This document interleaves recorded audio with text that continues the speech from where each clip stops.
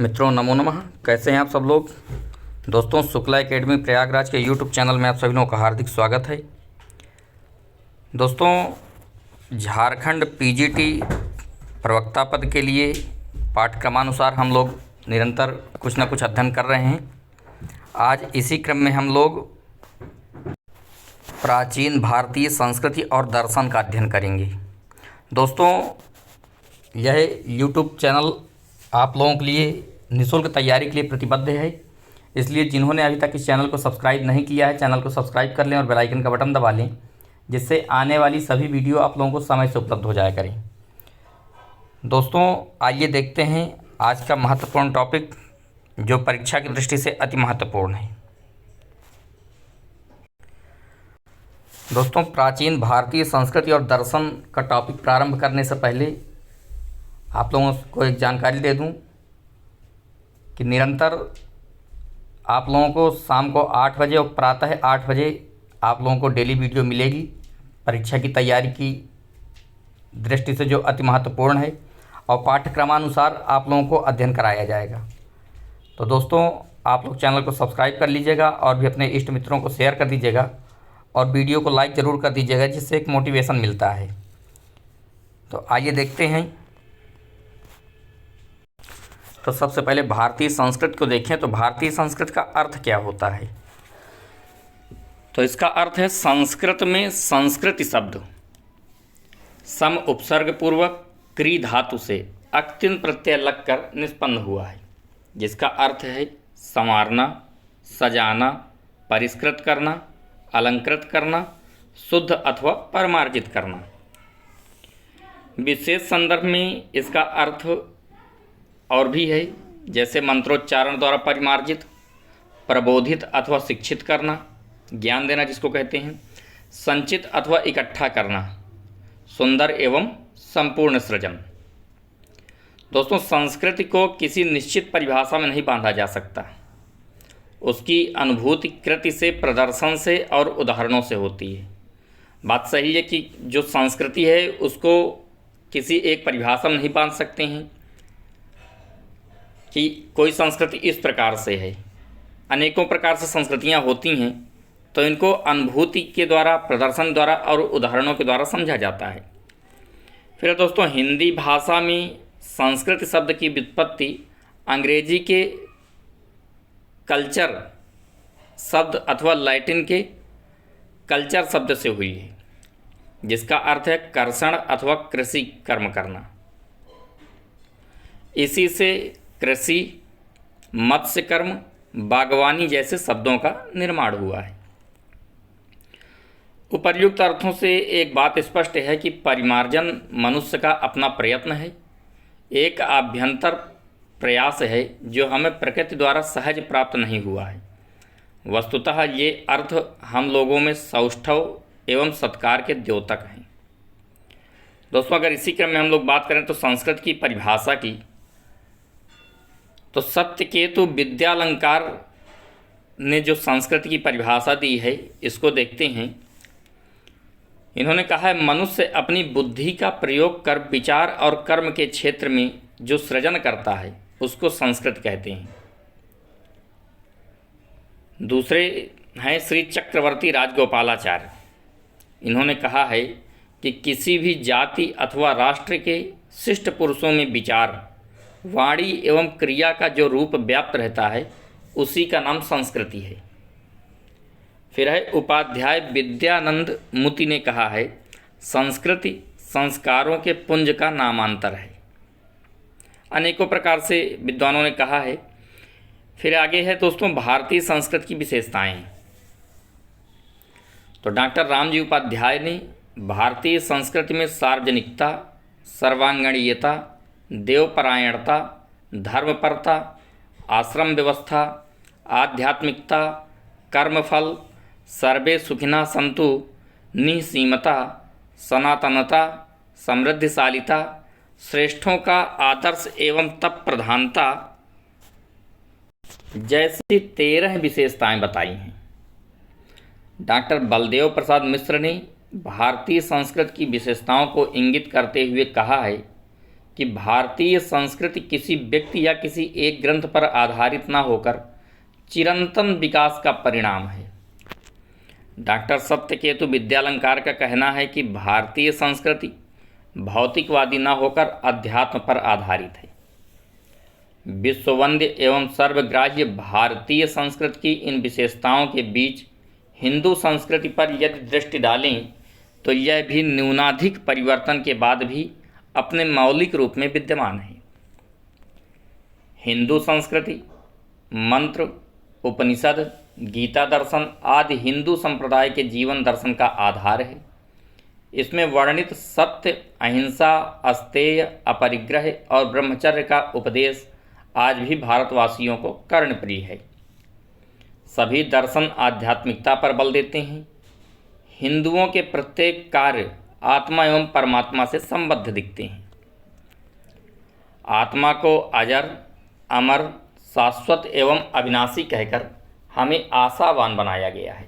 कहा गया है, न जायते म्रियते वा कदाचित, नायं भूत्वा भविता वा न भूयः, अजो नित्यः शाश्वतोऽयं पुराणो, न हन्यते हन्यमाने शरीरे। दोस्तों, ईश्वर के प्रति आस्था हिंदुओं को धर्मपरायण बनाती है।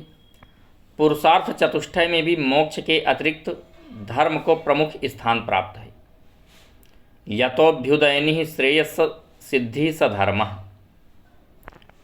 धर्म की स्थापना एवं अत्याचार दूर करने के लिए अवतारों की कल्पना की गई है। कहा गया है गीता जी में कि यदा यदा हि धर्मस्य ग्लानिर्भवति भारत, अभ्युत्थानम अधर्मस्य तदात्मानं सृजाम्यहम्। आगे समाज को ब्राह्मण, क्षत्रिय, वैश्य एवं शूद्र इन 4 वर्णों में सुनियोजित करने के लिए विभाजित किया गया था। मंत्र आता है कि ब्राह्मणोस्य मुखमासीत् बाहुराजन्यः कृतः, ऊरु तदस्य वैश्यः पदभ्यागुं शूद्रो अजायत। आगे देखते हैं इसी श्रृंखला में। आगे है, हिंदुओं ने जीवेम सर्दः शतम पश्येम सर्दः शतम की इच्छा प्रारंभ से ही की थी। जीवेम सर्दः शतम अर्थात 100 वर्ष तक जीवन हो, 100 वर्ष तक मैं देख सकूं। पूरा मंत्र है जीवेम सर्दः शतम पश्येम सर्दः शतम शृणुयाम सर्दः शतम, मैं 100 वर्ष तक सुन सकूं। इस प्रकार से प्रारंभ से ही इच्छा की थी हिंदुओं ने। आर्यों ने मानसिक एवं शारीरिक उन्नति के लिए मानव जीवन को संस्कारों से बांध रखा था तथा माँ के गर्भ से लेकर शरीर के छोड़ने तक 16 संस्कारों द्वारा शरीर एवं मन को सुसंस्कृत करने की व्यवस्था की गई थी। आर्य परिवार संयुक्त परिवार के पक्षधर थे। यहाँ अतिथियों, गुरुओं तथा अन्य प्राणियों के प्रति आदर भावना थी। अतिथि देवो भव की उक्ति आर्यों के आतिथ्य सत्कार की भावना प्रदर्शित करता है। आर्यों ने संपूर्ण जगत को परिवार के रूप में देखा था। वसुधैव कुटुंबकम के रूप में संपूर्ण जगत को देखा था। और भी कहा गया है कि संगच्छध्वम संवदध्वम संवो मनांसि जानताम, अथवा सह नाववतु सह नौ भुनक्तु सह वीर्यम करवा वही तेजस्विनाम अधीतमस्तु माँ विद्युषा वही। जैसी पंक्तियाँ आर्यों के सहयोग की भावना प्रदर्शित करती हैं। कहती हैं कि संगच्छध्वम साथ में चलें, संवदध्वम साथ में बात करें, साथ में बोलें, सम वो मनांसि जानताम इत्यादि प्रकार से। फिर मंत्र है सह नाववतु सह नौ भुनक्तु, साथ में जो भी कार्य करना है इसका यहाँ दिया गया है मंत्र के द्वारा। आगे दोस्तों, विश्व कल्याण की भावना आर्यों में चरमोत्कर्ष पर थी। कहा गया सर्वे भवन्तु सुखिनः सर्वे सन्तु निरामयः सर्वे भद्राणि पश्यन्तु माँ कश्चित् दुख भाग भवेत्। दोस्तों, हिंदुओं ने मानव शरीर को परोपकार का साधन माना है। परोपकाराय सताम विभूतयः। हिंदुओं की दृष्टि में शरीर के साथ प्रकृति भी हमारे लिए परोपकार हेतु ही है। परोपकाराय फलन्ति वृक्षाः परोपकाराय वहन्ति नद्याः परोपकाराय विभाति सूर्यः और परोपकारार्थमिदं शरीरम। दोस्तों, इसका मतलब है कि परोपकार के लिए फलंति वृक्षा, वृक्षों में फल होते हैं। क्या कभी वृक्ष फल अपने लिए जो होते हैं वृक्षों में खुद खाते हैं? नहीं, केवल परोपकार के लिए होते हैं। फिर है परोपकारा वहन्ति नद्याः, परोपकार के लिए ही नदियाँ प्रवाहित होती हैं, बहती हैं। और बात करें तो परोपकाराय विभाति सूर्यः, परोपकार के लिए सूर्य भी प्रकाश देता है। और परोपकारार्थमिदं शरीरम, इन्हीं सबको देखते हुए हिंदुओं की दृष्टि में शरीर के साथ भी कहा गया शरीर के लिए कि परोपकारार्थमिदं शरीरम, परोपकार के लिए ही इदम माने यह शरीर है। इस प्रकार से इस श्लोक का अर्थ है। आगे दोस्तों, आर्यों की आध्यात्मिक प्रवृत्ति निष्काम भाव की प्रेरणा देती है। ईशावास्यमिदं सर्वं यत् किंच जगत्याम जगत् तेन त्यक्तेन भुंजीथा माँ गृधा कस्य शुद्धनम।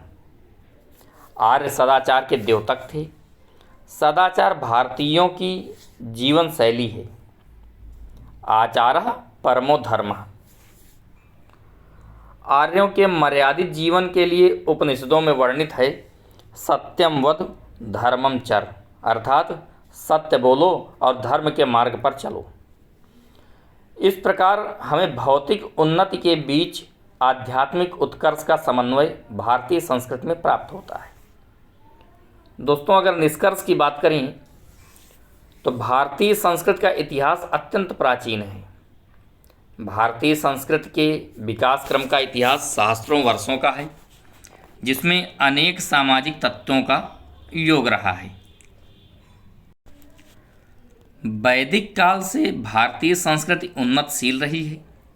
अनेकानेक भारतीय सामाजिक संस्थाओं का विकास वैदिक युग में हो गया था। वर्णाश्रम, विवाह, 16 संस्कार आदि ऐसी अनेक सामाजिक संस्थाओं का उद्भव ही नहीं, विकास भी वैदिकोत्तर युग में हो गया था। अतः सामाजिक संस्थाओं में संस्कृति की प्राचीनता भी भारतीय संस्कृति की विशेषता रही है। दोस्तों, इस प्रकार से इस वीडियो के माध्यम से झारखंड पीजीटी का जो सिलेबस है भारतीय संस्कृति, इस टॉपिक को हमने देखा। अगर यह वीडियो आप लोगों को अच्छी लगे तो वीडियो को लाइक करिएगा, चैनल को सब्सक्राइब करिएगा और भी अपने इष्ट मित्रों को शेयर कर दीजिएगा, जिससे उनको भी इसका लाभ मिल सके। दोस्तों, अनेक प्रदेशों की जितनी भी भर्तियां हैं उन सभी की तैयारियां इस चैनल के माध्यम से निःशुल्क करवाई जाती हैं। इसलिए आप तो जुड़ें ही, साथ में अपने इष्ट मित्रों को भी इस चैनल से जोड़ें, जिससे उनको भी इसका लाभ मिल सके। और इसी ध्येय वाक्य के साथ कि सर्वे भवन्तु सुखिनः, सर्वे सन्तु निरामयाः, सर्वे भद्राणि पश्यन्तु माँ कश्चित् दुर्भाग् भवेत् के साथ आप सभी लोगों को नमो नमः। पुनः मुलाकात होगी नए वीडियो के साथ। धन्यवाद।